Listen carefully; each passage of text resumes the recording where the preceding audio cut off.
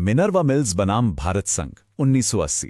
एक ऐसा ऐतिहासिक मामला जहां कहते हैं कि संविधान ने अपनी लड़ाई खुद लड़ी थी।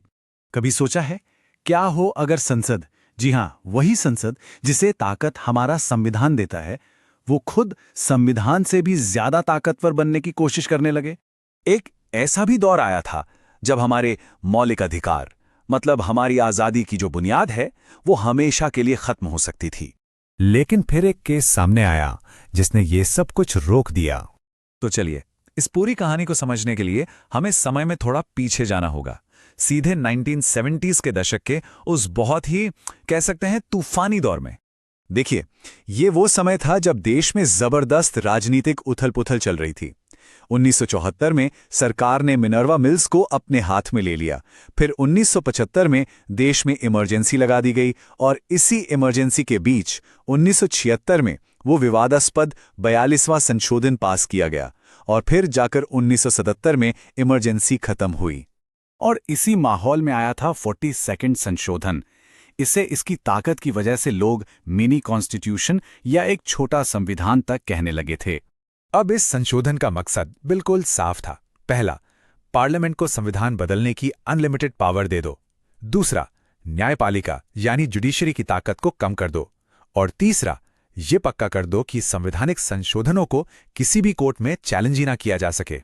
हद तो ये थी कि डायरेक्टिव प्रिंसिपल्स यानी सरकार की नीतियों को फंडामेंटल राइट्स यानी हम नागरिकों के अधिकारों से भी ऊपर रखने की कोशिश की गई। और बस इसी पूरे बैकड्रॉप में शुरू होती है मिनर्वा मिल्स की कहानी, एक ऐसी कहानी जिसने इस पूरी जंग की नींव डाल दी।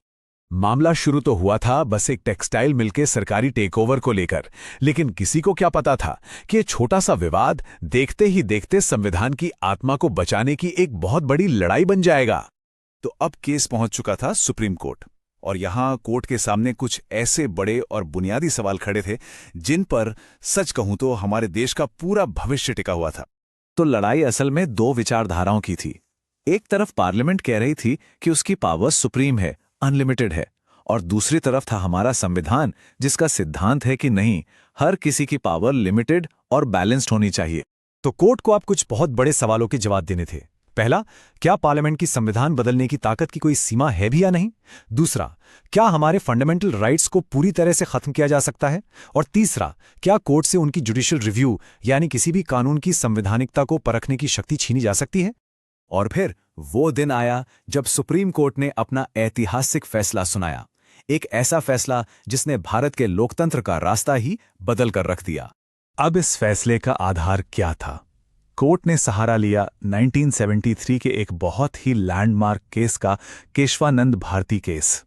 इसी केस में बेसिक स्ट्रक्चर डॉक्ट्रिन यानी मूल संरचना का सिद्धांत सामने आया था। और यह सिद्धांत कहता क्या है? सिंपल है कि पार्लियामेंट संविधान को अमेंड तो कर सकती है, उसमें बदलाव कर सकती है, लेकिन उसकी नींव को, उसके बेसिक स्ट्रक्चर को तबाह नहीं कर सकती।